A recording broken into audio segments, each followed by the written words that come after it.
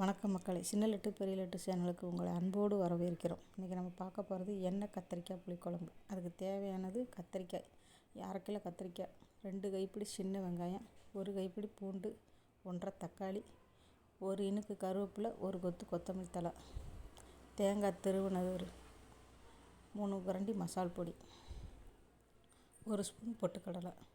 தாளிப்புக்கு தேவையான தக்காளி, 1 தக்காளி, வெங்காயம், கருவேப்பிலை, கொத்தமல்லி தழை, 1 கைப்பிடி சின்ன வெங்காயம். அரைக்கிறதுக்கு தேவையானது வெங்காயம் தாளிக்கிறதுக்கு எடுத்து போட்டுக்கோங்க. 2 ஸ்பூன் எண்ணெய் ஊற்றிக்கோங்க. பூண்டு 1 கைப்பிடி போட்டுக்கோங்க. நல்லா வணக்கிட்டு ஒரு எலுமிச்சை அளவு புளியை தண்ணியில் போட்டு ஊற வச்சுருங்க. தக்காளி, கருவேப்பிலை எல்லாத்தையும் போட்டு நல்லா வணக்கிடுங்க. வணக்கிட்டு இது கூட 1 கப்பு திருவின தேங்காய் அதில் போட்டுருங்க. பொட்டுக்கடலை 1 ஸ்பூனு அதையும் எடுத்து போட்டுருங்க. மசால் பொடி 3 ஸ்பூனு, தேவையான அளவு உப்பு, எல்லாத்தையும் மசாலாவை நல்லா வணக்கி விட்டுட்டு எண்ணெயில் கடாயில் வச்சு எண்ணெய் 4-5 ஸ்பூன் எண்ணெய் ஊற்றிக்கோங்க. வணக்கி வச்ச மசாலாவை நல்லா அரைச்சி எடுத்துக்கோங்க. இந்த அரைச்சி வச்சதை கத்திரிக்காயை 4 நாளாக அப்படி கீறி வச்சுக்கிட்டு இந்த மசாலாவை இந்த கத்திரிக்காய்க்குள்ளே வச்சு எல்லாத்தையுமே 1/2 கிலோ கத்திரிக்காயை எடுத்து வச்சுருங்க. முடிஞ்ச வரைக்கும் எல்லோரும் மண்சட்டியில் சமையல் செய்யுங்க. குழம்பு சாப்பாடு மட்டுமாவது செய்யுங்க. பொரியல் கூட சட்டியில் வச்சுக்கோங்க. மண்சட்டியில் செய்கிறது ரொம்ப உடம்புக்கு நல்லது. அதேமாதிரி கேஸும் கம்மியாகும். இந்த மாதிரி எண்ணெய் காயை எல்லாத்தையும் இப்படி போட்டு பொரித்து எடுத்துருங்க. எல்லா காயுமே இதே மாதிரி எண்ணெயிலே போட்டு பொரித்து எடுத்துருங்க. இந்த குழம்பு இன்றைக்கி சாப்பிட்றத விட நாளைக்கு சாப்பிட இன்னும் ரொம்ப டேஸ்ட்டாக இருக்கும். பழைய குழம்பு இருக்க புளிக்குழம்பு நல்லாயிருக்கும். எல்லா கத்திரிக்காயும் எடுத்து இந்த மாதிரி எடுத்து போட்டு வச்சுருங்க. கடாயில் 3 ஸ்பூனு நல்லெண்ணெய் ஊற்றிக்கோங்க. வெந்தயம் 1 ஸ்பூனு நல்லா பொரியவும் தாளிக்கு வச்சுருந்த வெங்காயம் இது நல்லா பொரிஞ்சிருச்சு. இனி வெங்காயத்தை போடுங்க.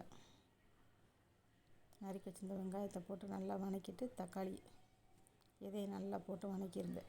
போட்டுட்டு அரைச்சி வச்ச மசாலாவை அதில் ஊற்றி நல்லா கரைச்சின புளியும் அதில் ஊற்றிடுங்க. தேவையான அளவு தண்ணியை ஊற்றி நல்லா கொதிக்க வைங்க.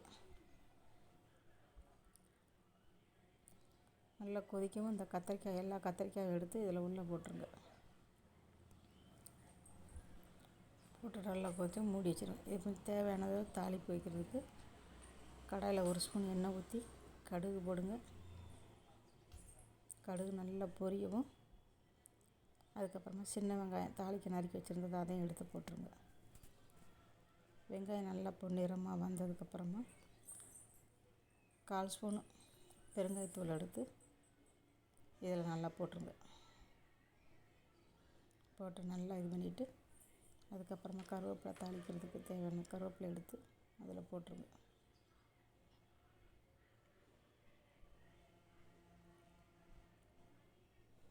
கருவேப்பிலை தாளிச்சுட்டு இதை அப்படியே எடுத்து குழம்புல எடுத்து இந்த தாளிப்பு எடுத்து ஊற்றிடுங்க. மக்களை, எனக்கு தெரிஞ்ச சமையலை நான் போடுறேன். இது பிடிச்சிருந்தால் லைக் பண்ணுங்கள், கமெண்ட் பண்ணுங்கள், சப்ஸ்கிரைப் பண்ணுங்கள். இந்த குழம்புல ஊற்றிட்டு சிம்மில் தான் வச்சுருக்கேன். அடுப்பு ரொம்ப ஹை சிம்மில் வச்சுருக்கேன். ஆனாலும் குழம்பு எப்படி கொதிக்குதுன்னு பாருங்கள். இதை ஆஃப் பண்ணிவிட்டு ஒரு 5 நிமிஷம் மூடி வச்சுருங்க. இந்த குழம்பு இன்றைக்கி சாப்பிட்றத விட நாளைக்கு ரொம்ப நல்லாயிருக்கும். அதனால் மொதல் நாள் நைட்டே வச்சுட்டு காலையில் சாப்பிட்டு பாருங்கள். ரொம்ப டேஸ்ட்டாக இருக்கும். ஒவ்வொருத்தவங்க இனிப்பு கேட்கணுப்பாங்க. அப்படி இனிப்பு கேட்குறவங்க இதில் மேலாப்பில் லேசாக இத்தினோண்டு ஒரு வெல்லம் போட்டுக்கோங்க. 10 நிமிஷம் கழித்து குழம்பு பார்த்திங்கன்னா இந்த மாதிரி எண்ணெய் பிரிஞ்சு மேலே இருக்கும். இதே காலையில் சாப்பிடுங்க, இன்னும் ரொம்ப டேஸ்ட்டாக இருக்கும். நான் எப்போயுமே நைட்டே வச்சுருவேன். நன்றி மக்களே.